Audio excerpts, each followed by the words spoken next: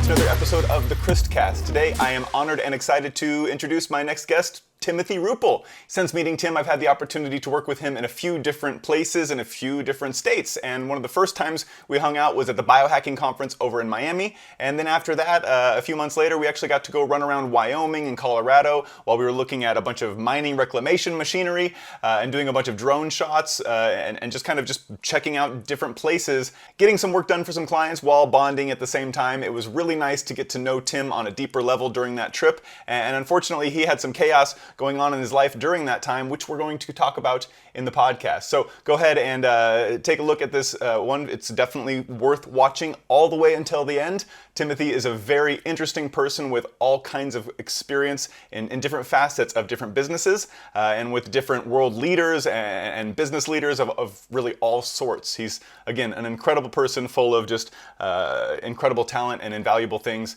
and which is why I wanted to have him here on the podcast. So we went ahead and actually had him here just a week after the hurricane, right? Power had come on literally within 24 hours, and I said, Tim, come on over. I've got power. Come film the podcast with me. And he said, I'll be there, right? He drove on over. We filmed the podcast. And let me tell you, this guy's a beast. Not only did he talk for over an hour, but when we finished the podcast, we ended up getting into a Q&A session where we kind of actually filmed a whole nother hour. So I'm going to go ahead and release the extra footage later on probably the Insider Plus, whether it be on Patreon or Buzzsprout or YouTube, and that way you guys will have access to that as well. But get ready for this podcast. I will see you at the end. Thanks for watching.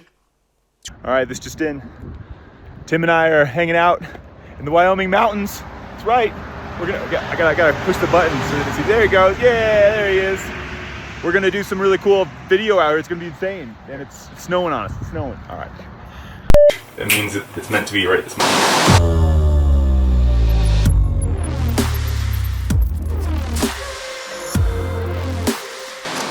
Test. Loud and clear. What's up? Go. All right. So I want to make sure you're working. Okay, we're recording everywhere. I was just wanting to start the podcast. Do you think we can do the intro here in just a moment? Absolutely. Let me know when you're ready to roll. We can kick off this podcast. Okay. Welcome back to the Criste Cast. Sounds like you're getting everything. Vale, you knew you were going to do that every time. Whoops. Looks like we had a little stumble there. Yeah. Want to give it another go? Let's do this. Okay. Welcome back to the Criste Cast. We have a nice introduction from Vale. Let's go. Welcome back to the Criste Cast. I'm thrilled to be here with you today, and we've got an exciting episode lined up. Let's dive in. All right, so my next guest is Timothy Ruppel. Go ahead and give us a nice little introduction about Timothy Ruppel, Vale. Absolutely. Timothy Ruppel is a dynamic entrepreneur with a focus on biotech and fintech industries. We met a few years ago at a mastermind, and since then, I've seen him make waves in the tech landscape, especially in blockchain, NFTs, Bitcoin, as well as mining and reclamation. Tim's network includes high-caliber individuals and celebrities, and he's known for his resilience, knowledge, and faith. I'm excited to share more about his journey and insights with you all today. That's pretty wild. All right. That was fantastic. Yeah, very interesting. Right. She dove way back and found some buried things. That's exciting. Right. She actually just she took a look at some photos and some brief information and came to this nice little introduction for us. So Vale, I'm gonna let you go right now so we get with our podcast, but I appreciate you with your time. You're welcome. Enjoy the podcast, and feel free to reach out if you need anything else. Have a great time chatting with. Thank you. Bye-bye. Okay. Bye. All right. She's gone. All right. Tim, hey, I appreciate you being here with me today. And of course, that fun AI introduction I think is fitting for the fact 100%. That we're going to be talking a little bit about tech today. Yeah. So let's first of all, people might be wondering, hey, what brings you to Florida? You're a guy who's traveling around all the time, and I just wanted to go ahead and start off with why are you here right now, man? What are you doing? Shot down to help clean up Milton and Helena, and that chapter's closing today. So spent the last couple weeks playing in the hurricane. When you say playing in the hurricane, it's not always so much fun as some people think. We have a lot of destruction, obviously, everywhere. What was the biggest impact, you think, when you came down here as far as seeing it with your own eyes as opposed to just what the media shows you? What's the big difference? the media will show you the happy and sad story, like, oh, this happened or this got fixed. It doesn't work like that. There are people that will be experiencing this storm for a season or two. There are people whose entire houses have 4 feet of drywall removed, 6 feet, and sometimes even the ceiling, depending on how much water came in the property. So that could be 6 months to a year where they're in a place of recovery.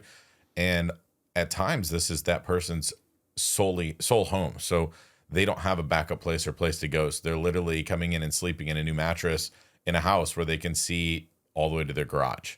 And so it's wildly different than we see on the news, because they make it look like it started and stopped. The storm happened. The residual will last for a long time. Like, there's a video I posted yesterday where there's about 1 mile of road completely missing.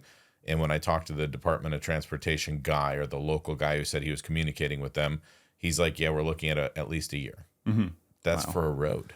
Yeah, right. And as you said, the devastation doesn't just impact for a temporary time period. I mean, even in the small ways, here we had power, or no power for about a week. And even now we still have no internet, but we're able to at least communicate and do the podcast with the power, right? I was very lucky in the fact that even though I was in an evacuation A zone, our house was spared with flooding, although we had some damage, minor roof damage with the wind and some sticks falling on the roof, a few little holes here and there. We can patch them up, right? But as you said, other people were not only devastated, it changes their lives completely. So what brings you, as far as what's the connection to yourself and this world? I know I kind of talked about the hurricane side. Yeah, when I talked to him in the introduction, we talked a lot about tech and things like that. So what brings this humanitarian side out of you? So a number of years ago, or I guess I'll go way back. So when I was a kid, I always wanted to do things to help people. So my parents had some friends that lived in a downtown area, and I was walking around downtown playing with my friends, and I saw people that were homeless, and it always bothered me. And so as I grew up, every year I find a way to give back and serve, to do something uncomfortable in my line of work. And anytime there's a natural disaster, I do whatever I can to participate and support. And so a lot of people are like, I sent something. That's amazing. However, when you have millions of people sending stuff to an unorganized receiving area, they need skilled people to come in and support the next steps. And I've now cleaned up Irma, Harvey, Matthew, Michael, Sandy, Florence, Dorian, Helena, Milton, and I think 10 or 11 others, which puts me right around 20 storms. And every single one of them shows up, and you experience it wildly different. You have people who, I guess I'll jump into a story that really anchored in why I show up here. I was in Hurricane Michael, and I knocked on this door, and the neighbor goes, she's home. I know she's home. I go back and I hit the door really hard. A disturbed lady comes to the door. She was shaking a little bit. And I said, hey, I'm here to help. I see you have trees all over the house. She's like, I can't afford it. I said, well, ma'am, with the damage you have sustained and the fact that they hit your structure, insurance should cover everything. We'll go through the proper steps and see if that's where it's at. Well, this other guy said $50,000 to $80,000. And I'm like, that's not change a lot everyone of trees. And she's like, I can't afford it. And she had a policy. She did a claim. The insurance approved it. We sent him pictures. We did the work. It was nowhere near that dollar amount. And afterwards, she goes, can I hug you? I was like, yeah, sure. So she gives me a hug, and she just starts crying. She goes, I had pills in my hand to commit suicide. And when you pounded on the door, it scared them, and they fell out of my hand, and I came to the door. And she goes, you being here, you being persistent, you following up, you serving this neighborhood, you doing all these things, saved my life. And she owed me some money because I did work for her. And then I there was some other things that weren't covered by insurance that were secondary structures. And she's like, I'll make payments. I was expecting I think it was $3,000 or $4,000. And she was going to send me $500 a month. About a month later, I received all $4,000 and about 15 different letters that were handwritten from the entire family saying that you kept our grandma alive, you kept my mom alive, your presence changed the path of our family, impacted the path of our family. Right. So when I reflect back to moments like that, where simply showing up versus sending something is the difference, I do whatever I can to show up. Like when this storm came and I was called, I was in Michigan. And I drove 24 hours down to participate and support with cleanup and first responder and whatever else was needed, 10, 12, 15 hours a day. And so I would say that those are moments like that anchor me in to doing whatever I can to show up always. Yeah, no, I appreciate you sharing that story with us. And yeah, when you talk about life or death, that's really the maximum of anything we can care as far as importance, right? The What's extreme of bigger than both. that, right? Yeah. Yeah. And when it comes to saving life, the family is not only going to be in a better place, but we talk about this loss of life situation, right? This is something where I think everybody's impacted in it in some way or another, but when it directly impacts your family, it's almost like a poison that kind of sits in there and can kind of create harm in multiple ways and affect other people and in ways others might know that might not have been affected by it. And I know my family has been affected by it, and because of it, those things become an entry point almost. And it's like, wait a second, for others, it's a big, obviously maybe an area where they don't go. And I'm glad that they don't. Again, for the people that do, there's obviously places where they can reach help for that. And at the end of the day, if they're lucky to get a little guardian angel knock on the door, and kind of stop them from those situations, really there's nothing bigger than that. So yeah, I think that's a good reason to go here and help out in these efforts. One thing I do have to say is, commend you on coming here when everybody's driving north and staying north. You came here in your big camper truck, and we're going against the odds. And of course, I came to see you a couple days ago down in Bradenton, and that area was just packed full of people trying to get work done. A lot of utility trucks in that area. Is there anything that you saw that maybe just you weren't expecting at all? When I went down to the beach, there's areas that have 10 feet of standing sand, and the road was cleared kind of like with excavators, and all you see is a 12, 15 foot palm tree, and you have 2 feet and then the top. And that was different for me. I'd seen 1 or 2 feet of sand in the past with all the different hurricanes. This one with the 10 plus feet standing, and there's a handicap ramp that's about 3 or 4 feet off the ground that goes up to like a second story, and it just pops out around the second story. So knowing that there's still 10 feet underground under beach sand was a wild thing to visualize. Right. And how fast that came in. Obviously, we're hoping most people are safe, but we don't even know some of the things that are going to be underneath that sand until we get to it. So that's part of the rescue effort right there. And kind of switching gears, we have a lot of things in this kind of humanitarian space, but I want to talk a little bit about some of the industries that you've been involved in for quite some time, and some of the things that you care the most about. I know you're on kind of a health journey right now, and I definitely want to dive a little bit into that. Let's go. Right. So when you say fasting, what do you mean when you're fasting lately? So October 15th was my birthday, and I haven't had any food now for 4 days. I did a 9-day fast last month. And during that, the first 3 days were physical. The next 3 days were mental. And the final 3 days were more spiritual, where I was just in sync and things were coming and manifestation was coming about. And so I'm on that journey again, stepping into the 40th year of my life. I have some really big commitments and some really big missions and some things I'm still wrapping my head around and creating. Therefore, take food out and bring everything else together. Yeah, as far as a mechanism of focus, it's helping with that. Yeah, between sex and digestion, those are the two biggest draws of food in our of energy from our body. So, abstaining from anything like that, my laser focus is the clarity in my head. And when it comes to clarity, that's what I'm looking for in this podcast. That's the whole reason I'm trying to talk to people like yourself, is I want to get some insight, some valuable knowledge, and of course there's some things we can't know. There's only, there's opinions at the end of the day. There's a lot of philosophy, which is a place I like to go into just as much as science, fact-based things. But one thing I know is that vibrations are real, right? Frequencies are real. Tunage is real. So there's a reason that we're having this conversation right now. And one thing I'd like to think is that we can shape these words into tools that others can use and hopefully gain some benefit and value from. So one thing I do want to ask you a little bit about, though, this is completely off topic now. Dude, let's just make the entire episode called Off Topic. Off Topic. That way we're covered. We've seen both a lot of the same things in last with misinformation when it comes to just knowledge being given out there to people. Few years. Right? In the last few years, it's hard to keep track of what's right. Even when you are somebody who wants to have a faith-based knowledge, right? In the world, there's just so much stuff coming at you. So why do you think there is so much chaos when it comes to UFOs, UAPs, and extraterrestrials and heaven and hell, right? Those things seem to be mixing about quite a bit. Have you seen this, and what do you think about that? Yes, I've seen it. I have a friend who was in Colorado camping and hiking about 2 weeks ago, and when they were up on a pass looking down, they saw things moving that were about 20 feet tall. He's like, there is nothing here that's 20 foot tall. And it wasn't like a bear that went up a tree and shook a tree. It was like a movement through the forest. And so that's something that was reported to me directly from someone hiking. And I'm like, well, that's interesting. Right. Bunch of big feet right down there having I fun. have a good friend who he owns the Love Pyramid in Bosnia. Okay. The Love Pyramid. Sounds Love interesting. Pyramid, literally a place, literally a pyramid.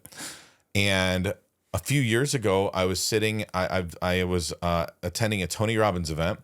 I walk across the street, get a couple burgers with no bun, and I'm sitting there. And this guy comes up to me and just looks at me. There's 6 of us at the table. He goes, "Does pyramids mean anything to you?" It's literally how I met Jay. And I'm like, yeah. And everybody at the table is like, whatever. Like, this dude's crazy. And he goes, let me talk to you. So we talked for like 3 minutes. He's like, well, I just got a pyramid. I'm like, that's weird. That's strange. Like, but he's saying it. Okay. And so now we became good friends over the last, I think it's 5+ years. And he obtained this pyramid in Bosnia. And he owns the Love Pyramid, and the energy level and the things that are taking place, and him and I'll have a conversation. And over 90 days, there will be things that come out of it. I will have conversations with other spiritual workers from around the world. People I've met at a Dr. Joe Dispenza event, a faith-based event, and it's just like these things are coming together. I have a friend who was in the Himalayas recently, and there's an area that people come to and just pay homage for the fact that there are footprints in the stone, and they're just grateful for the fact that somebody walked in there and created that. And I would say right now, energetically, the veil is thinner than it's ever been in our lifetime, because people are manifesting, people are having spiritual breakthroughs and healings. Like I mean, cancer leaves people's bodies, belief systems go to the wildest experiences ever. This woman that I know had a psoriasis when I was at a Dr. Joe Dispenza event that was so bad that she hadn't kissed anybody in like 10 years or been intimate in 11 years. And at the event, she just believed that she was stepping out of it a new version. And during a 15-minute healing session, it went to 0. Right. And so like what we think we know today is is the dogma surrounding it, the agenda we've been force-fed, and no, it's complex. It's an entirety. But as you said, the placebo effect almost is the thing that's the strongest that we're finding out, right? Those who have the internal belief, not only thinking it's going to happen, but really externally pushing that belief onto the external world, we're finding scientifically there's some reality to that, right? There's a piece where placebo and things like conspiracy are an invented and focal word. I believe that faith expressed and placebo get blended together, and it's kind of bullshit because you're taking the power away. So for me, I find ways to take placebo out and say, the faith and the ritual and the indoctrination that we have that says this means this is based on what? A person, a book, a story that mom and grandma said that you're now saying because they said it. So for me, I'm at ground zero, and I'm like, I'm open. Like, teach me something, let me learn. And when I see it, I'm like, all right, that just happened. My own eyes are witnessing it. I'm gonna go check on my brain. Yep, just happened. And then I'm like, all right, I'm curious. I'd like to learn about it. Right. Yeah, you got to keep an open mind at the end of the day, but your eyes don't lie. Well, do they? Right? Some people say no. It's just, as you said, I think you have to take the knowledge and affirm that over time with the things that you see, not just with the values of others, but with your own experiences. And we're finding that, as you said, the veil is thinner than ever. That's a really nice expression you said right there, because it feels that way. It feels like we're able to see things like we haven't before. What we used to call BS is now becoming reality ever more, right? Still have our good one? Yeah, we're still good. And when it comes to the kind of accessing that veil, one thing I thought was really interesting after watching podcast here and podcast there and podcast there, different people are kind of unlocking this knowledge that, whether it be parapsychology or this ability to be psychic, right, is not only something that should be frowned upon, but is actually real and that we should be trying to tap into, right? Have you tried to do some meditation or tried to do anything in this area whatsoever, or read about this? I've experienced certain things. There's a story where there's a gentleman over in Africa, and there's 2 brothers, and they're an hour apart. And the guy's in the woods, and they're walking, and all of a sudden the guy goes, "My brother's calling." This guy's wearing a loincloth. And he turns, he goes, "We must meet him." And he just starts running across the field. And 20 minutes later, after chasing this guy with, American clothing and a belt and a shirt and a whatever, and he's running, all of a sudden a man comes off into the distance and they meet and they hug and they speak about something. And he said, "This is going on. We must return to the village." And he's like, "Where's this dude's cell phone? What just happened?" And so that's very real because it happens around the world and it doesn't happen here today. We have so much technology that we're connected, but we're disconnected. So for the breathwork is something that I'm diving into big time. Meditation is something that I practice. I practice it kind of reactionary. And I realized that last week as I was reflecting, approaching my 40th birthday, several areas that I have incredible disciplines. I exercise them upon need, not upon development. And so as I move forward in my life, I'm starting to incorporate different things to become better and have that be a more predominant practice in my life. Mm-hmm. Right. Yeah. Well said. We've got the tools, but you don't always have the system in place to use the tools, and probably maybe the Dusty's best way. toolboxes are not that valuable. Yeah, exactly. I'm real smart with this tool shed that I have locked up far away in the back of the apartment. So let me go ahead and jump down. We actually have some things here that I wanted to make sure we go over today. Off 1,300 questions. That's right. Now, these are this is my podcast stuff right here. So we're well prepared. We're well prepared, and we still haven't had an issue with the camera. So we are still gathering our feet here with the Criste Cast. Let's go. And we're using some old Canon T2Is for those wondering what cameras we're using right now. These are actual photograph cameras that we're repurposing for this podcast, and I think there's nothing wrong with it. A little magic lantern makes it work. When it comes to making content, you're somebody who has been in the media, been out of the media. You're more or less kind of hidden on social media right now. So what is your path moving forward when it comes to people seeing you and hearing more from you, and what can they expect? I'm just going to be as real and raw as I know how to be, and bold. I came up with a saying last year that was, "I've never felt proud of a moment I was called to be bold that I wasn't." And as I started to evolve and live on that, I have said more forward things. I've had more in-depth conversation. I'm recently single. I've been single for a while. And in that, I started to start dating. And I'd ask really blunt forward questions, and I would be uncomfortable, almost little body sweats. Like, "What about this? What do you think about that?" And the response I got has been so phenomenal to dive deep and get real information versus being like, "Hi, I'm great, and look how good I am, and blah, blah, blah, and let me give you my one-hit wonder." I tell people, like, Cisco and the Thong Song popped up, went on the chart, disappeared, and I've never heard of the man again. I want to build a Rolling Stones, experience where over time, everybody gets little touches of it throughout their lifetime, and everybody knows who I am. So Yeah, talking about building a legacy as far as a catalog of things as opposed to just a one-hit wonder. I agree. That's what I think all people strive for. But when it comes to what's easy versus what's difficult, right? People tend to think what's easy is going to be the better thing, right? What's difficult is going to be the hard thing or the worst thing. And I want to try to change that for people too, because what's easy can sometimes be great. Yeah. Right. But at the same time, what's difficult is usually going to be more fulfilling at the end of the day. And as you said, building a legacy is difficult to do. When it comes to this name, Ruppel effect, right? What does that mean to you? I like leaving it alone because people start to ask that question. It's who I am. It's how I show up. A couple of days ago, I was sitting in Michigan. I got a call. "Can you help?" Let's click them. We're getting used to it now on these live casts. Caleb standing up and hitting his cameras. All right. So in Michigan. All right, sir. I was up in Michigan, and I got a phone call. I was heading to Maine. I ended up in Florida the next day.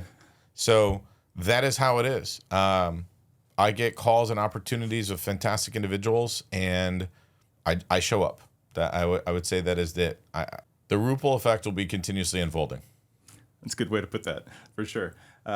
When it comes to this turning of age 40, as you mentioned earlier, right? I know that you had some reflection moments, right, during this time. I definitely want to go into that because I think people of all ages, they've either been there, they're going to be there, or they're there right now, right? Yeah. Especially in our age demographic. What are some of the things that you contemplated when it comes to this whole process? And even, we're young, you got a lot of time left, but life after death, are these the kinds of things that are in your mind? What kinds of stuff is role playing? So I have a Rolodex of phenomenal relationships, and I started to see where I show up to serve them and where there's reciprocation, and I just started taking people out of my life, and I'm so grateful because even in the brevity of the last 3 months, I've had so much more value exchange with people that it's an exchange. I committed to being bold. I committed to being authentic at a level that.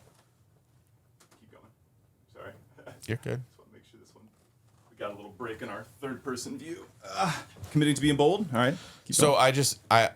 In reflection for the last 90 days or so, I committed to the rest of my life to be bold and to be authentic. There's a lot of things that we have the opportunity to be throughout life, and right now, those are the focus that I find the most value in. Mm-hmm. For sure. And when it comes to actually changing your own persona in life, what has been the biggest effect on you externally? Like, what kinds of things are actually changing you as a person when it comes to maybe media that you're intaking or just life experiences? So I'll take that in 2 parts. Mm-hmm. The first is forgiveness and grace. I have fucked up a lot. I have worked really hard. I've had things fail. Things have been in my control. Things have been out of my control.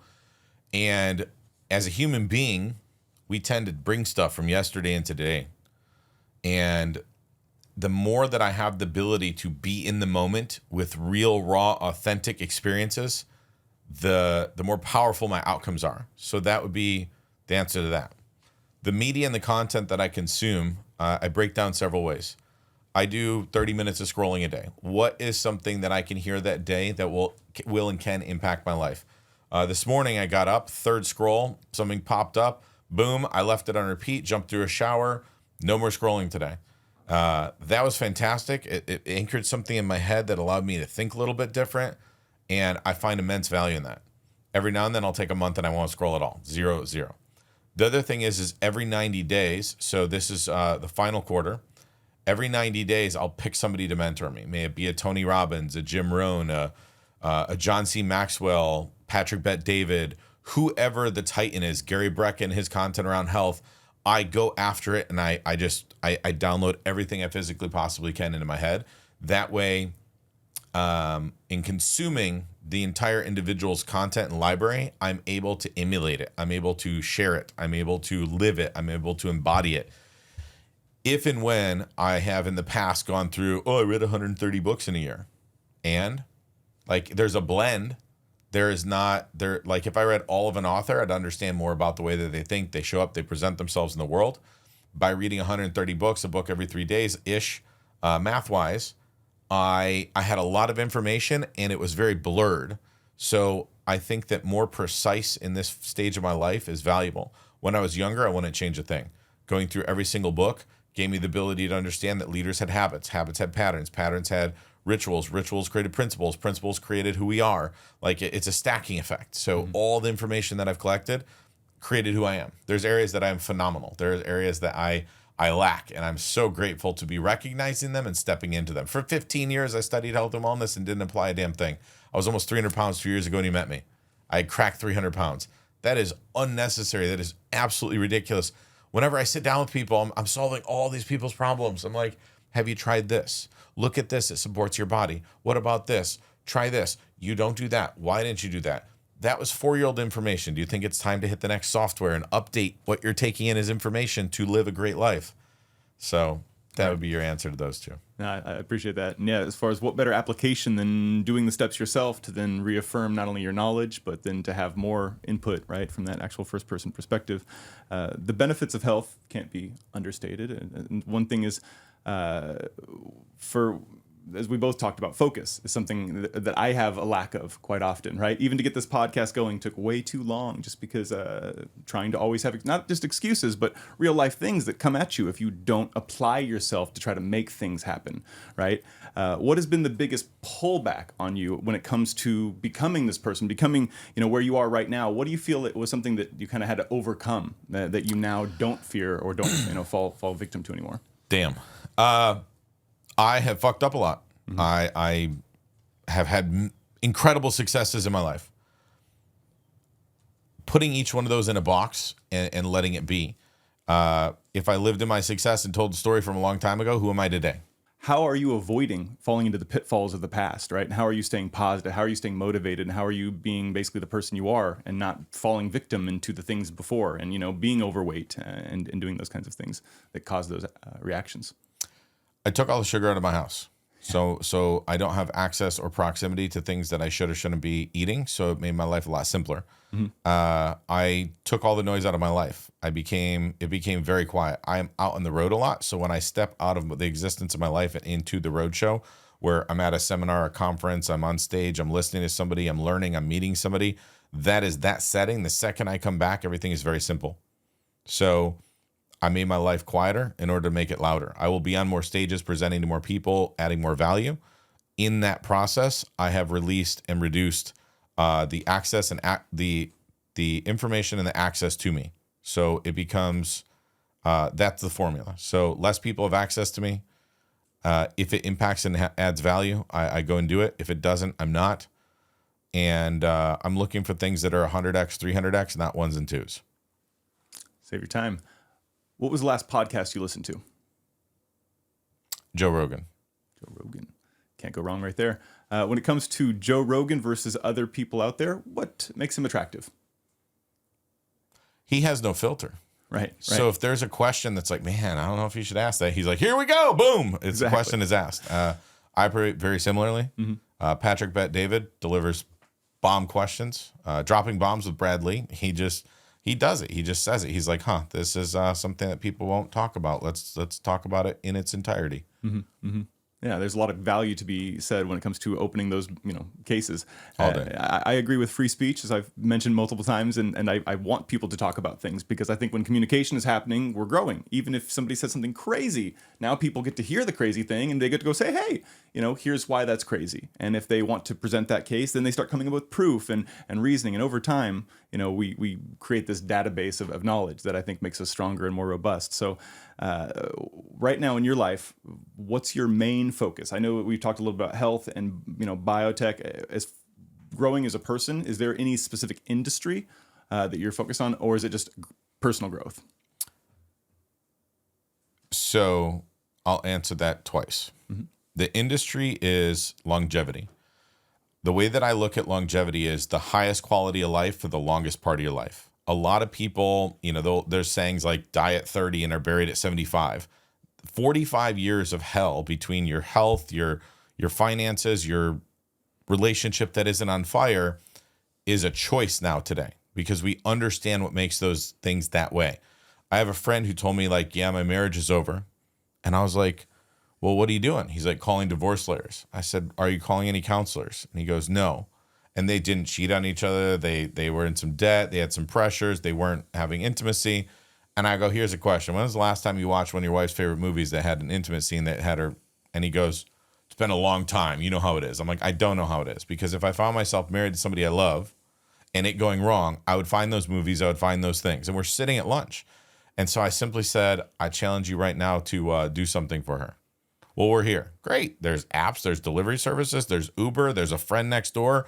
You have $100 bill in your pocket. You do fairly well. Find a way to do something in the moment. He did.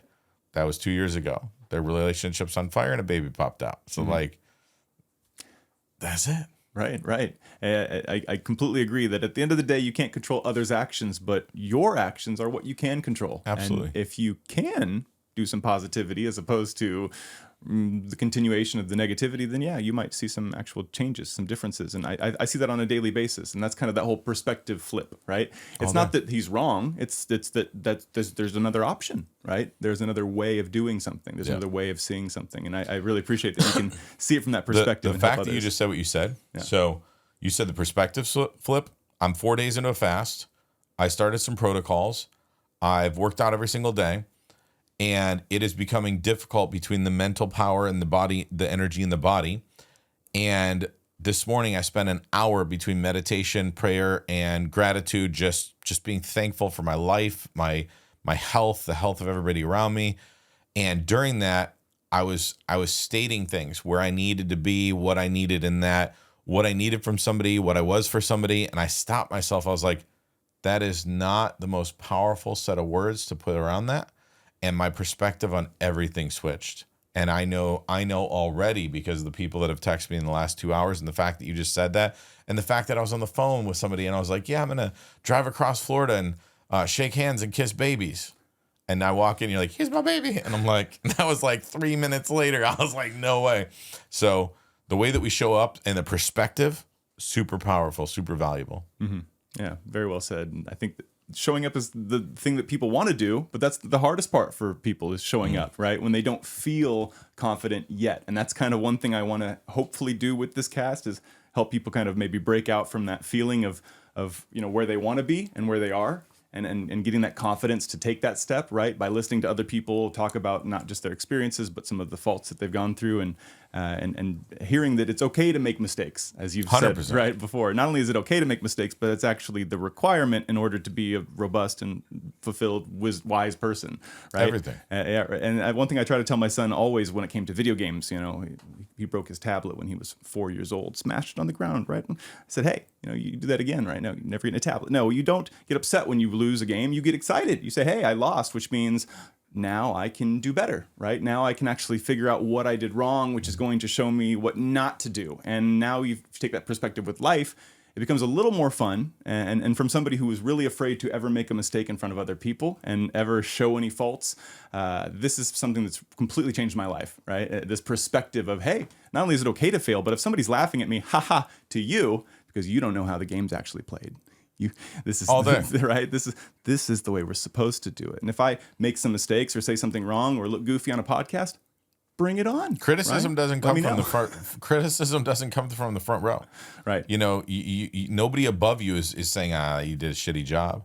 So those people aren't my audience. Exactly. Like, I don't need or want that. I say stuff now in a very small audience and have people DMing me, and like this summer, think I'm going to go full time in a camper. Oh, you got to be careful. I was like, why? They're like, you know what they say? Who the fuck say? What are they saying? Whatever. Fear. You should watch. You should watch the news for what? I drove in 5, 6, 7 years ago. Drove straight through Ferguson happening, driving back from Dallas, Texas to Toledo, Ohio. I pulled in. City's going crazy. I thought there's a concert. There's people everywhere. They're having fun. There's energy. They're loud. They just exited a sports event in my mind. I don't watch TV. I don't watch sports. I had no idea. I posted on my Facebook, like, just made it to St. Louis, headed home, see everybody soon. That next day, I had so many comments, and everybody's afraid. I'm like, well, first of all, it's 17 miles away from where I am. Had no idea. Drove in, drove out, had no idea. Completely, perfectly safe. People say blanket statements like, well, you heard what happened in California. That's hundreds of miles down a coast. You're in California. Are you okay? If I walked, it'd take me 4 weeks to get there. Right. That's how close I was. People that aren't in your situation. area are more worried for you than you are in the area that you're at, right? Yeah. How many times do we have that effect happening to us? Which is a good thing that people are worried about you. But at the end of the day, if they try to tell you what to think, how to feel, what to fear, maybe ask questions instead of questions making are beautiful. statements. Right. Questions are very valuable. That'll save us quite a bit. And when it came to the hurricane, I've got a lot of people messaging me, telling me what they think I should and shouldn't do. And one thing that people don't really take into consideration, I have to say, when it comes to events like this, is the kind of costs that come into play. Right. Yeah. If you want to uproot your family and pets and travel somewhere, right? Where? Right. If the hurricane goes north, I can't go to Destin. If the hurricane goes south, I can't go to Miami. If the hurricane goes up, towards Jackson, I can't. So where do I go? And then go to the Midwest? Okay, great. For how long and in a vehicle, right? So you've got to have these things, and I don't even have air conditioning in my car, right? So it makes these little things difficult, right? And that's one thing I try to tell people and say, well, we'll just give you money. Again, money doesn't just solve it, right? Because finding hotels isn't easy in an issue like this. Even leaving itself, unless you've left 2 to 3 days before the hurricane comes, you might just get stuck in a traffic jam, right? And not have any fuel because the fuel becomes impossible to find. So this is one thing I wanted to express all that out there for anybody listening and maybe going through similar situations. But what do you think people should maybe think about when it comes to giving advice, or is there something that people can do that actually is helpful other than just being armchair experts? Get out there and experience what you're talking about. I think that when somebody hits caps locks, they feel like they're in a place of authority. They're the most deleted comments on the internet. I actually saw a statistic the other day. I read an article about like how people delete comments, and it's this exponential factor when people start using caps. So if somebody's like, da da da da da da. That comment gets deleted. And I was like, man, how many people feel like they showed up and did something that day while they're smashing their unhealthy processed food and raising their blood pressure out of frustration, keyboarding away, for it to just be deleted. Oh, Right. You bring up a good point that actually was in my mind earlier when we talked about kind of haters or people that kind of come up on and give you feedback or criticism. When it comes to whether it be deleted comments or criticism on YouTube or Facebook or any social media platform, what I find is that they're temporary. And as you said, whether somebody's calling you a name or saying they don't like you or this or that, you're resonating with them in some way, right? And if they say something negative, this person's usually at an immature level over here. And whether it be a few days, months, or years later, this person becomes an ally or a friend or starts trying to imitate you because they saw what you did, right? In some way, shape, or form. So what I try to keep in my mind and what I want to also say to other people is that sometimes the negativity, although it does exist in the world, we have to keep in mind prospectively it needs to exist, sadly, because it's part of life, it's part of growing up, and that negative positive balance is something that's structured into the reality of life so that people grow and so that they can become better. As we said, we make mistakes in order to become smarter, right? We caps lock yell at people and feel stupid and then delete it and then go, oh my gosh, I shouldn't do that again, right? Hopefully. moments, yeah. Hopefully. Yeah. Some people, I think, never learn and they continue to follow down that path. And I'm not really going to focus on those people because they're not going to be watching this or care to change, right? But those of us who do want to do better, I think is something that we can always think about. So I do want to talk a little bit about some of your health stuff, but you're not somebody who's avoided all issues when it comes to traveling around the world or traveling around the U.S. lately. Last year when we were hanging out, we went to Wyoming and we got to see a bunch of spots. But right before that, you had a house fire that took over your house. Man, that was devastating. Something that many people have unfortunately experienced and gone through, and you've added to that statistic. So I want to hear a little bit about that process now that it's been a year and how you're feeling kind of with that whole thing and how that affected you. And I know at the time, we were just kind of getting through it day by day. You know, you hadn't even seen the house yet when I had first seen him. We'll show some footage. We'll show some pictures and things like that of us. But basically, yeah, during that time period, you were kind of in your head quite a bit. And my job was not only, hey, let's get some footage, but let me try to talk to Tim and get him out of his head as much as possible. I remember every bit of that. I woke up early that day. It's crazy. I'm a dude. We don't clean our houses, right? So I cleaned my house. Had my Roombas running. That's me cleaning the house. Made sure the dishes were there, ran in the dishwasher, threw away some stuff, the fruits and stuff that wouldn't be good, and left town for a few days. We took off and went to Denver, Colorado. I flew in, you flew in, and get my bag wandering through Facebook, WhatsApp, Facebook Messenger, phone call, Messenger phone call. My phone's blowing up. And I look down, it's like ding, ding, ding, and different, makes different noises. So I was like, that's interesting. And my neighbor texted me he called me. So I was like, all right, I'm dragging my bag. I have a bag over my shoulder. And I texted him. I was like, hey, I'm out of town. Mind getting my Amazon packages or whatever. And he replies back, it won't matter or something. And I was like, that's rude. And then he calls me and I'm like, my hands are full, etc. And I'm like, hello. And he's like, where are you? Like, I'm in Denver, Colorado. Wow, where are you? And he's like, your house is on fire. And I just replied back so casually, like, no, it's not. I just left it. It was clean. The Roomba. So I'm like, well, what the hell happened? Are you okay? Are the neighbors okay? And he's like, I have no idea. They're here now. I talked to the fire person, the inspector person. I'm like, what happened? Nobody has any idea. It started in the pantry. The fire guy was like asking me questions. What's in there?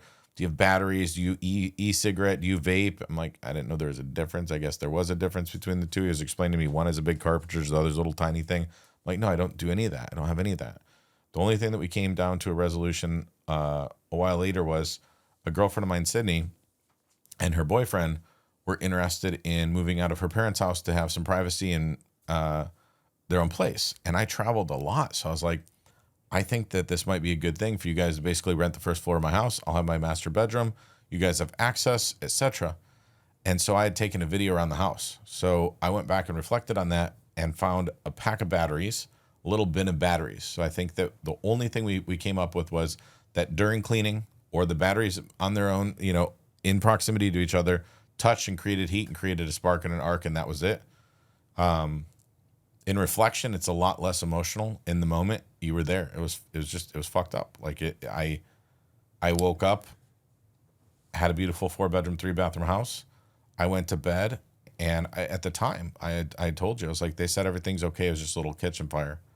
I got home and everything was gone. Mm-hmm. Yeah, So it started out as a kitchen fire, and then as day by day went, all of a sudden it turned out to be they more kept and showing more. me more photos. Like I literally had one room of the house with a photo saying there's black smoke and soot. I'm like, okay.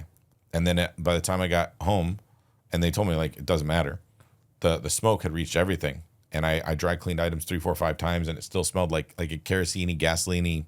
Ugh. Yeah, that was tough. I left there with 2 pairs of shoes and 4 outfits. Wow. I had some items in my garage that are in a good friend of mine, Jeff's garage. Not where I thought life would have taken me. And the thing was, I paid for insurance on the home for 2 years on my credit card. But when my ex-girlfriend and I obtained that house, she went to the insurance place. They called me, asked me how much do we want, how do we want to set it up, blah, blah, blah. Took my credit card, paid on it. And she signed the paperwork and put it in her name. My name wasn't added to the policy. My credit card, my mailing address, her name on the policy. Since her and I had broken up, they said we're not covering anything. And it was a total loss. I had, being in the health industry, I had Avicens in there. I had red lights. I had a vibration acoustic bed. I had just bought a subwoofer that I'd saved for about 9 months. That was like in the time, pride and joy, because I really enjoy bass. And when I went to bed that night in Colorado, I just sat there, and I just had this hole in where I was experiencing life. I sat there for about, I think we were there 5 or 6 days. It's about 48 hours where I was really in it, wondering what it is, how it is, what's damaged. They told me the living room was messed up, and that was where those items sat. And I was like, in gratitude, thinking, I still have an Avicen outside of there. I have several red light panels in a different part of the house. When I got home, it was all gone. Do you think being away from the house for that time period was helpful, or more of maybe a mind, fucking that you just had to think about it all the time? Being told it was a small kitchen fire and everything was okay was fine.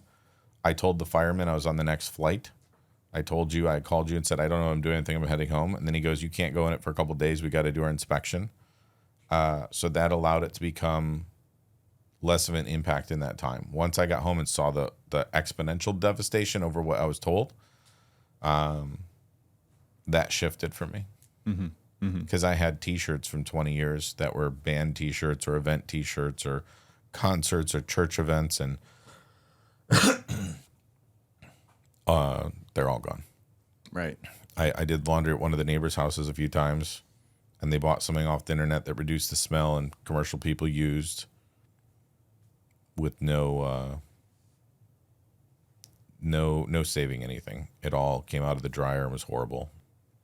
Mm-hmm. Yeah, I remember seeing some of the videos, and as you moved any item from even places in the house that didn't have the direct fire, as you said, the smoke had covered everything. Silhouette. They had the silhouette of everything, and I can imagine the smell that everything protruded after that. And that's it's devastating to go through that experience, and not to bring it up to put those feelings back here. But the reason I want to bring this up is just because since that's happened, on whether it be social media or whether it be seeing you or talking to you, I've seen almost like a phoenix, a rebirth of Timothy Ruppel. I've seen you go from kind of being the long-haired guy taking care of business to now you've got a shaven head and you're kind of kicking butt and going to all of the coolest events, right? Everywhere where people are saying, this is where you need to be, this is what you need to do. You're managing to find your place in these circles. So what is it that's pushing you to, I wouldn't say to be these places? We know people want to be there, but how are you manifesting this right now? And what is your or I guess, how has this fire situation kind of helped with that, maybe? And what's been that path since then to rebuild yourself to get to this place? That's beautiful. So the Super Bowl came about because I had an invite to go to a party with a family office that supports some of the companies I work with. And that was just a beautiful experience. Went over to Lee Steinberg's party. Pretty easy access there. Walked up, named some people that we know, asked how tickets work. Tickets were thrown around our neck. We came in, shook hands, kissed babies with a lot of people that were there. The right people. He draws an incredible audience. About a month ago, I was in San Francisco, took an amazing woman out to dinner on a date.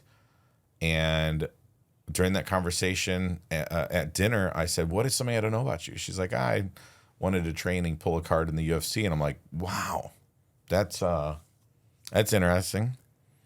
And I was like, have you ever been to a fight? She goes, no. So that night I got home and I was like, I'd like to be on Gary Brecka, Joe Rogan, Dana White's podcast and communicate with them. And I'd like to go to a UFC fight. And I sign all my entries in my diary with the date and the time. It's 12:12 a.m.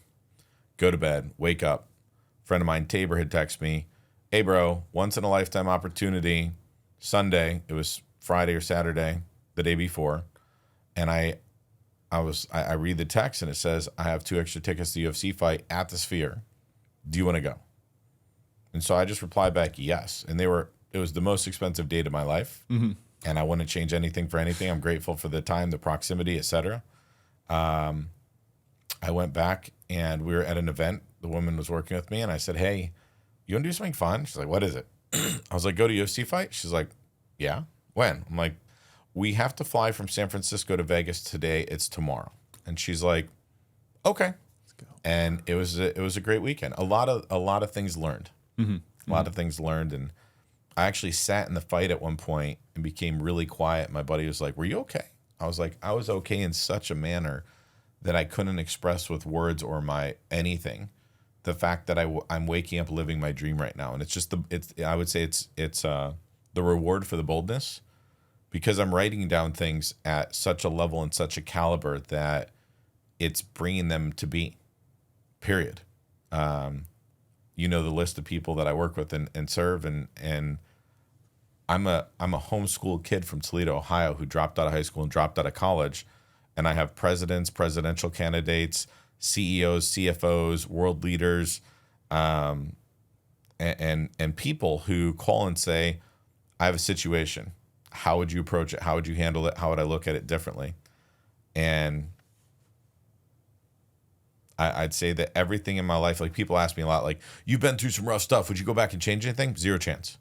I am so grateful for every moment of pain, every bit of suffering, every fuck up, every error, every miscalculation, every single thing that's made me who I am has allowed me to become resilient and bulletproof in areas that people get taken out.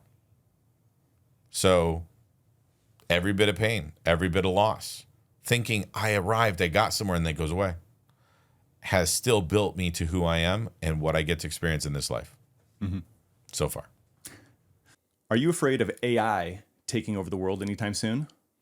No, I think it's going to be a complementary service for the way that we're showing up in the world as humans. I think that the open source aspect gives the ability for people to have both sides of it. There will be weaponized AI, as there's been weaponized computers, as there's been weaponized money, as there's been weaponized good and bad things throughout history. I'm not afraid of that. I don't wake up in fear. I wake up in gratitude. So that is not something that takes holds or hosts my mind, time, or bandwidth today. Mm-hmm. Absolutely. When it comes to AI technologies, is there any AI specific tools that you use? Yeah. I spent 5 hours writing out a framework for the next decade of my life on the last day of my 39th year last week. And so in 5 hours, I put together all these different things, and I went to AI and I said, here's a sentence, find me like a Latin term or something in the framework of Stoicism to consolidate this. And it was wild, because when I got done with it, I spoke these things into it for probably about 90 minutes. So 3.5 hours of physically handwriting, 30 pages back and forth. So in 3.5 hours, I wrote 60 pages of hand content. Then I used Siri and spoke into the phone, and I put it there, and then I refined it. It was 40 fucking items on the nose. I got chills in my whole body, because I was just dumping them in. Mm-hmm. It was 3.5 hours, 30 pages back and forth, 60 pages in total content. And I did it, and I just sat there and I was like, wow. And then I read through it, and it had broken it down I think I edited or amended it 2 or 3 times. And so I simply use the large language models to consolidate and create deliverable copy and content when it's necessary. Other than that, I'll ask for support to make a word bigger, and then I'll go manually go to Google and pull the definition, because I want to build something in my head versus become lazy and soft in the fact that I can be like, give me this, create me that, make a banana bread. Like I really want to go pull out a cookbook and go to page 67. So I love and appreciate how it empowers me. I don't want it to be something that is a crutch ever. Right. I agree. It's, in my mind, kind of the joke that I'm using now is that AI can be a donut or it can be a weight, and you can either use it to lift yourself up and grow muscle in your brain, or you can completely just take over and become flaccid and everything, right? So, as you said, when you prompt it full of information, it can do a lot of kind of nice, insightful things with it. And that's kind of my favorite thing to show people is that, hey, when I get a prompt, when I give a prompt to AI, it's often, yay big, twice as long as the actual output of what I'm trying to get, right? I'm trying to refine information. And in that way, it's really well done. Having said that, being able to combine these LLMs with these visual models, create little holograms like Veil, and be able to see things in the future, this is something that I've talked about a lot in the past when virtual reality was first coming about in 2014. I had a podcast with a bunch of guys called VR Spies. We used to speak about these future things, and now we're seeing them here in 2024, 10 years later, actually come into fruition. And one thing I spoke about in previous podcast and that I want to kind of just bring up right now is this very soon future of having an AI assistant or an AI buddy that travels with you everywhere. Something that sees what you see, hears what you hear, and then gives you feedback on a regular basis, right? And so I see this thing constantly in my mind as I look around the world, and I see all these applications for it that'll be beneficial. And I can already see the technology with the Meta Ray-Bans, that I've got a few pairs of those where they can see and hear what you see and experience your life. And with your cell phone, combined, we could create that already. With today's technology, we can already create that, right? A living, breathing AI. So in this future world, are you thinking that this is going to be maybe a benefit for yourself? And are there kind of negatives that you see for people maybe using this? As we said, there's the lazy way of using AI and the beneficial way. Having an AI buddy, is that something that kind of gets you excited or I guess fearful overall? Fearful is not something that you'll find me identifying with in any way. Everything has its place. A forest is for rest. 2 words plugged together. So when you want to unplug, you plug them together and you go there.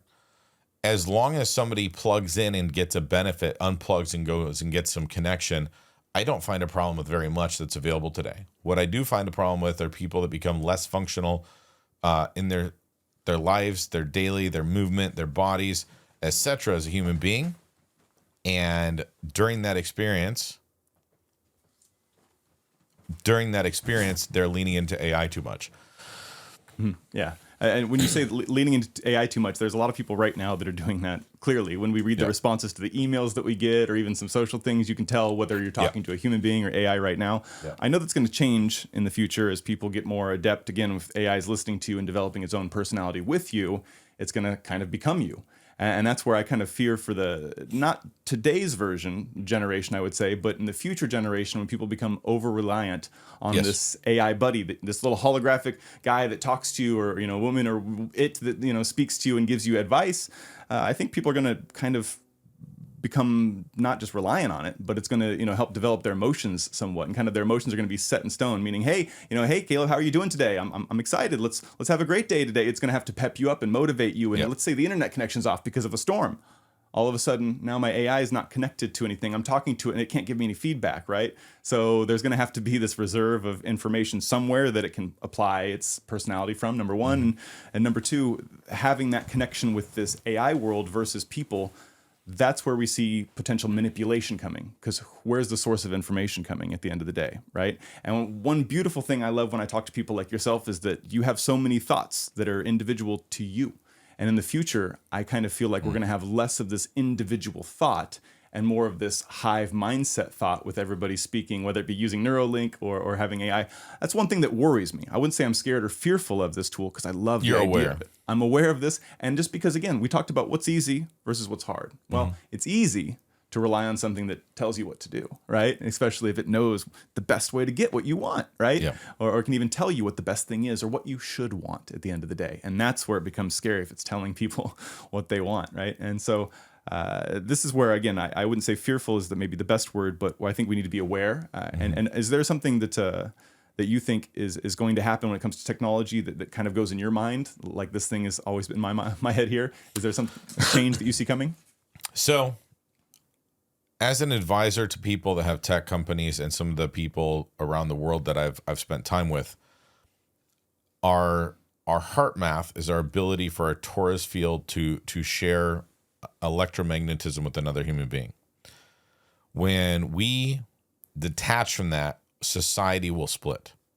We will have people that are connected to each other. We'll have people that are connected to technology. We've already experienced that in 2012, depression started to go up exponentially. In 2007 and 8, we saw a rise of around 100%. Then it was 300% over those next 4 or 5 years. The difference was the flip phone to a screen. The immeasurable, catastrophic, cataclysmic experience of human beings interacting with technology over each other will be seismic in our future. I'm not afraid of it because I know who I am. I know how I raise my children. I know the people I choose to be around. If I choose to be around somebody, they're very special. They're a person that I find or see traits that I admire, and they're somebody I want to learn something from or teach. In my program, it's learn, teach, mentor. Period. Fuck off. That's the outside scale. So society will be split, and it'll be different. It'll be a technology class and a connection class, and that may not be elitist or wealthy or poor. It'll just be more of a frequency and a choice, because there are people who by choice, by the chemicals, then the processed foods they eat, don't like people as much. And there's people who love people who are in a more vibrant place. And that will be a split in society that's already happening today. Some people, oh my God, I got to go to yoga. I love yoga. I got to go move my body. Phenomenal. Other people, I'm not leaving my house. I'm going to move my body.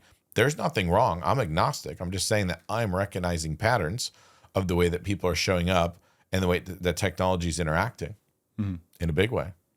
Absolutely. Right. As you said, it's maybe not good or bad, but it's just definitely changing 100%. The landscape, right? Absolutely. Yes. And there are benefits in both directions that I can see. So I'm trying to always kind of ask questions about that. And balance is that kind of word that you didn't quite say, but you've mentioned multiple times, and how you have to do a little bit of this and a little bit of that, right?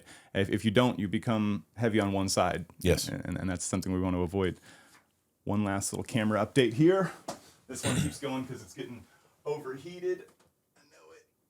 So yeah, talking about balancing the tech of the future with the past. That's one thing I find myself constantly going through in my mind right now, which is just this idea that people are saying, hey, enjoy the things that you have, enjoy tradition, enjoy the past, which I do. I grew up hunting in Nebraska, right? I grew up on farms, and my first job was detasseling in cornfields. And I love this attachment with nature that I got to have while I was doing those activities. And conservation is something that's really, close to my heart as well. I also love technology and gadgets and AI and all these tools, because I fear that if I don't pay attention to them, that I will not be able to perform or really live and survive in the modern world. But there's only so much time in the day. So there's this conundrum here. I would throw something out there for you. I used to say that I love things, and now I love people. So when you say you love technology, like technology and love people, and see your world unfold in a different way, when I loved things and things got damaged, I would be emotionally attached. I recently had some catastrophic things happen just this last week, completely, fully responsible, out of my control. And I was in such a peaceful place with every interaction there. And I guarantee you 90 days prior, it would have been a different emotional chain of events that was less healthy. Well said. Well said. I agree with that thought process there. I have a lot of tech even in this room. People come over and say, oh, you got all these things. And as I mentioned, even before the hurricane came, I told people, the roof might fly off and all this stuff might disappear. And at the end of the day, as long as I'm still here and get to play the game of life, I'm going to be okay. The gadgets really aren't that important. Although I do find benefit in them, they are replaceable, right? And something that we don't need to sit there and worry about so much. So I'm always reflecting in this space myself. And when it comes to balancing life right now, as you just kind of said, trying to figure out what the best place is right there, how are you kind of refining yourself on a day-to-day basis to find your balance? Is there a method? Is there a kind of a mantra? Or just maybe, as you said, is it kind of just a set of behavioral activities that you do each morning? Every day I'm committed to working out, moving my body. My day is unstructured. That's why it's structured. So the last few days in the hurricane, where does somebody need help? I go there. If I had a plan or a structure, a series of phone calls, I try not to have more than 3 phone calls on my docket per day. And I was very potent over the last couple of weeks in the hurricane to help people get on their path of recovery. So working out, moving my body, taking my supplements, and currently drinking water, or if it's a day that I'm dry fasting, simply have the discipline to carry through with that action. That would be where I'm at. So, yeah. So it kind of covers the future questions of what are you going to be doing next? I mean, it kind of depends on what needs to be, done at the end of the day. So you as a person, I find you to be not only an interesting person, a fun person, an inviting person, but you have a great positive energy about you. At the same time, I find you to be a little bit complex and mysterious. Where do you think that part of you that kind of is intrigued comes from? And what I mean by that is the part of you that questions things and looks into life and kind of sees things a little bit deeper. Is that something that you've always had since you were young? Is that something that maybe a parent instilled within you? Where did you get that maybe hunger, motivation to look into things in life and just be who you are right now? Questioning things is something I've always done. At a young age, I was told all things are possible through Christ, but a Ferrari wasn't something I'd have in my future. And so if everything's possible, but a car isn't, what else am I being held back from? And why is their belief system the foundation of the operation of my life? And so I started questioning that, who's speaking into my life. And I've questioned everything ever since. I question it in a playful manner. I question it in a prosecution manner of, at the end of the day, something's living or dying within me. I question it in a, is this the season? Is this not the season manner? So those would be some of the pieces that I approach life in. And those are some of the benefits, because when you're able to be the judge and jury for something in your life or your health, I've done this for 3 months. I have not gotten this result. I tweak it. This result's way better than I ever thought it'd be. When you're able to do that, you're able to carry through, you move mountains. Mm-hmm. Mm-hmm. Yeah, and this brings us to a good place, because I have kind of 2 points I want to ask about right now. And talking about moving mountains, somebody who maybe is thinking that they're doing everything right now. They're high on life. They're feeling good. They're watching this podcast thinking, man, I'm about to have a great year, right? What kind of advice could you give this person that might help them from potentially having a pitfall or downfall or the unfortunate low roller coaster fall or fall? Yeah, we'll call it fall. Make your decisions quickly and take action as fast as possible. I watch people think about stuff for 3 months and then come back around like, I think I'm ready. I'm like, for what? We already had that company. We already flipped that product. We already worked with that individual. I told you I'm on a journey. You're wanting to hop on the high side? What about being the person who supports this? So now, when is now a good time? If you're getting your ass kicked, double down. If you're kicking ass, double down. Enjoy the journey. One of the greatest connection moments in my life with CEOs and high-level individuals is finding a way to give them something they don't give themselves. So, yeah. No, very well said. And even double down is what you would say to somebody, who's not kicking ass right now. But that's kind of the alter question I was going to have right there, which is, if somebody's not feeling great on life right now, they're feeling like they're pathetic and they couldn't be an entrepreneur, they couldn't do things, what kind of advice do you regularly give people to try to maybe boost them up? And when I say give people, I'm talking about people who you see potential, people who have something that they can, do inside. People who have that feeling to be in a better, bigger place, but they just don't know what to do. Right? Get clear, hone your skill set, go after it. I tell people in sales that a restraining order is a soft no. I'm going to call you and call you and call you and call you and call you and call you and call you and call you and call you exponentially for the foreseeable future until you give me that's not it. And if somewhere upon that path I get quiet, I understand that I'm talking to the wrong person or I found somebody who filled that role, period. And so if somebody's getting their ass kicked right now, double down. Read the book, get up early, fast. Oh my God, Tim, fasting sounds so difficult. My blood sugar and the way that I eat and the way that I think and blah, blah. I don't give a fuck. Do you think that sitting here on the 4th day during a fucking hurricane is a piece of pie? It is kicking my ass. I was up on a ladder. I was up on a roof. I was flying my drone. I went and took the drone one direction, was looking for it the other direction because I haven't eaten in 4 freaking days. It is not, oh man, you're so good. You're so disciplined. Fuck you. Do a 5-day fast and talk to me about fasting. Don't tell me how great I am on the other side of your screen. Like, it pisses me off because I have been there. I spent 15 years looking at health and wellness, didn't do shit for myself. One day woke up with such a level of conviction and such an interest in a path forward. And then also I had an interest in a woman that kind of said, not it. I'm like, wait a minute. I've never experienced that. I've never been like, that's where I want to go. And them say no. I was like, So then I called a friend, and this is a couple weeks ago, and he says, what are you going to do? I said, I'm going to fast. He's like, cool, a couple days? Yeah. He goes, I heard you say 5 days. I was like, no, I said 3. He goes, I'm sorry, I thought you said 5. I said, all right, 5. I'll do 5. He's like, so your 6-day fast, how's that going to go? I'm like, fuck you, I'll do a week. And at the end of 7 days, he texts me. He's like, I think it was 168 hours or whatever the math was in 7 days. And he goes, 168, ... And I was like, and then I put in 24 more hours and text him as a reply. And he goes, congratulations, call me tomorrow after you've eaten. And I didn't call him. And at like midnight, ding.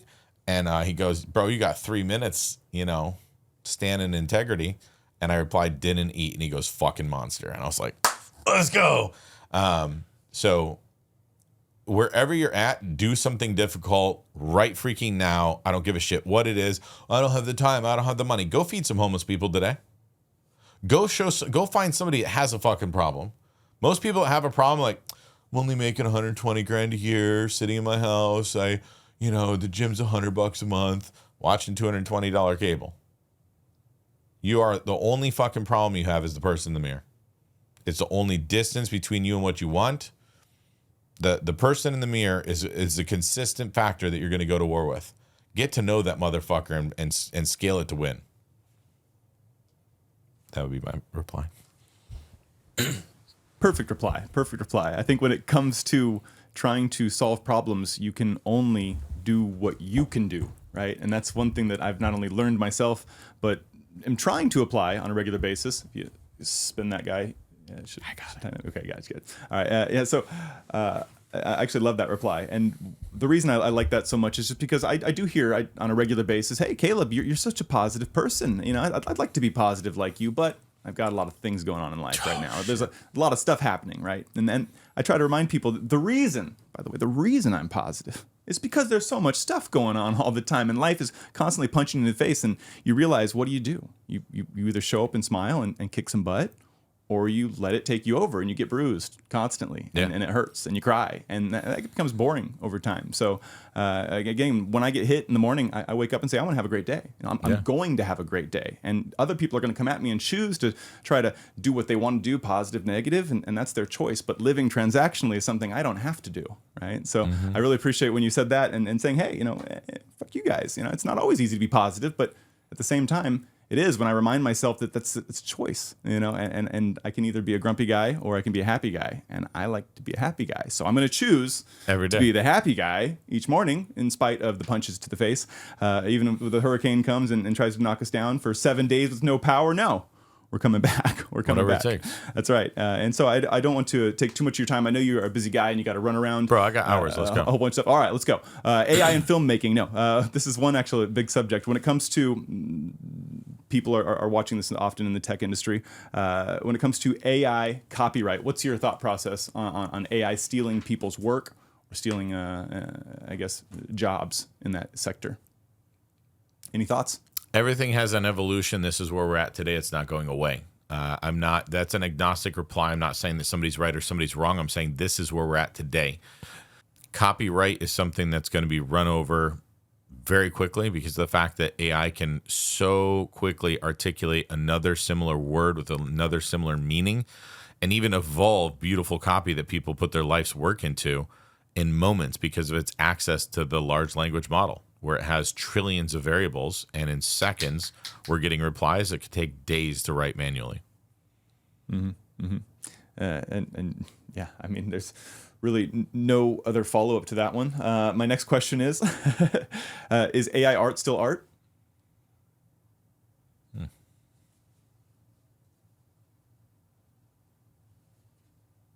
I guess we go into the definition of art. Art is something created by a human being for another human being to feel the emotions and the experience of what they did when they created it, no matter if it's a sculpture or a painting.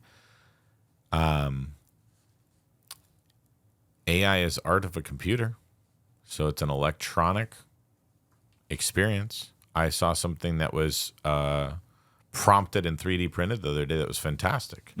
I also knew a human being didn't make it because of its presentation and its physical presence of what it was. I was like, wonder what made that, was what I said. Right. And my buddy goes, look, a computer made it with an AI prompt. And I was like, Right. And that's where we're kind of getting into this, I wouldn't say gray zone, but we're getting into this zone where people are saying, hey, my prompt is my creative tool. It's my thought that went into this tool that then created this output. So what's the difference from my creative prompt versus using Photoshop and having some digital tool have an output, right? I think there is definitely a lot of discussion and distinction that can be made. But for myself, just to put this out there, that's just where it runs. The best part about being a human being is that we get to make distinctions. We have categories. We have, the ability to label things. And if I'm going to say, is AI art for myself? Yeah, it's AI art. AI art is AI art, right? Let's keep it as that, right? Simple as that. And if you prompted it, wonderful. It's prompted AI art. And it doesn't compete with these other things, just like Canvas doesn't compete with Photoshop, right? absolutely. So, and I think this is kind of the thing that I want to just keep putting out there, because I have to say it a lot of times, because we're going to merge into this world, right? Yeah. Every single day. Well, some of us are. So some of us will have physical art, and other people have, like I have a friend with a nice television that flips through art in his house, and I have another friend who would never do that. Like, he's just like, there has to be an artist that put the paint on the canvas. And so some will, some won't. So what? What touches your heart? For me, I love having physical pop art and art throughout my space.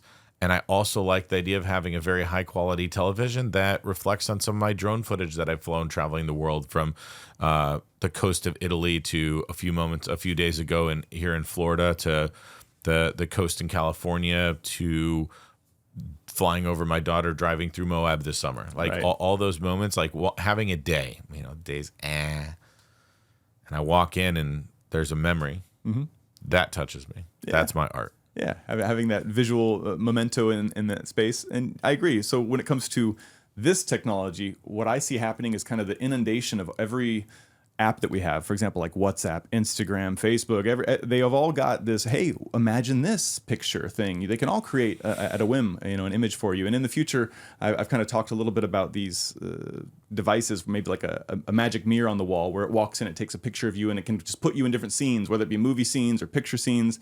People that are walking by, it can just instantly kind of transform and create on-the-go art, right? Or even whether it be generative AI, where you're talking in the room and all of a sudden the walls are changing pictures based off of what you're speaking Absolutely. about, right? So I see this kind of technology kind of advancing in the world, becoming more and more common. And I'm excited about it. At the same time, I'm also trying to make sure, as we said before, we don't fall into the pitfalls of I guess, not just losing our humanity, but losing the reality, right? All day. My name was Reality Check for a long time on YouTube, so that was for reasons, because I always wanted to touch base with reality and combine that with that virtual world. So before we end the podcast, I want to talk a little bit about virtual reality. What do you think about VR or AR technologies? Is it something that you've used a lot yourself? If not, why? And it's something you're excited about? What do you think about that stuff? I live so much in the real world that I don't spend a lot of time there. That being said, during the NFT craze, I spent a good amount of time in the metaverse. Creating and clicking a button and dragging a ship in a building together always seemed and felt asinine to me, because I could put the goggles down, go for a walk for 12 minutes and walk in a building and see a boat or whatever it was. For travel, I think that it's fantastic. If somebody's in their 80s or 90s and they're unable to put their body, their endurance isn't enough to travel somewhere, and they were thinking that it'd be nice to see it, it is a beautiful thing that we never had access to be able to throw a visor on somebody and take them somewhere. There's a retirement community, I want to say it's in like Wisconsin or Illinois, where they put 10 people in a room like this that's about 20 feet long by 6 feet wide, and they all sit in there, and they have a subwoofer that kind of vibrates it, and they put on the goggles and they set them in a train. And the train will go to the Caribbean, the train will go to the Swiss Alps, the train will go to wherever it is, take them by the Eiffel Tower in Paris or whatever it is. And that is an application that I love and adore, because that human being is going back to a time in their life that could have brought them the greatest joy. And in their final days, that's not something their body will endure. However, their brain and their spirit and their heart and their gut and their entire energy is able to go and participate at a level. And so they're at dinner just moments later, they take the goggles off and they talk to their friends who just experienced it with them, and they go sit at dinner and they talk about their trip to Paris 8 minutes ago. So like that is one of the most beautiful things I've seen applied for the goggles and the 3D, the AR, the VR, that entire space. That touches my heart. That fills me up. That is one of the greatest things I've ever connected with from that space. Mm-hmm. For sure. And as you said, social experiences are the thing that brings us all together. Cameras having fun. Social experiences are the thing that are going to continue to bring that space further along. And that's one thing that was kind of lacking with the Apple VR headset, if you remember that one coming out. So yeah, we'll kind of jump away from VR. I'm going to fix the cameras one last time. Okay, so in the future, I definitely want to get you in some virtual reality applications so that we can play some things together and do some work environments. There's a nice program called Immersed, which allows you to do a lot of VR productivity. You can throw windows everywhere. You can see people at the same time. And one thing that I've been doing for almost 6-7 years now with an application, is the ability to work on my computer, see my desktop, and also look over and see my friends at the same time. That's fantastic. And even when we wanted to do like LAN parties, remember when you sit there and you get all the computers around with your friends and have a good time? Sometimes you can't do that. And with these virtual reality applications, multiple times now, I've been able to set up little situations where I've sat virtually with my friends where I can see their screens and I can look over and see what they're doing basically. So if let's say I'm playing a game and I die, or I am waiting in a moment, I can look over and kind of have fun seeing their screen for a moment. And then when it's back, I go back. That's stuff you can't do, right, in a normal virtual situation. But of course, in an actual metaverse, it's possible. So I really do like those applications. It means a lot to me. And here we are, 2024, and I feel like it's more difficult today to do some of those things I was doing in the past. And that's what's maybe made it more difficult for people to get into VR. So having said that, these new VR, AR glasses that are coming out, Meta Facebook, right? We'll say Meta Facebook, they came out with Project Orion. Did you see those glasses that have the little AR?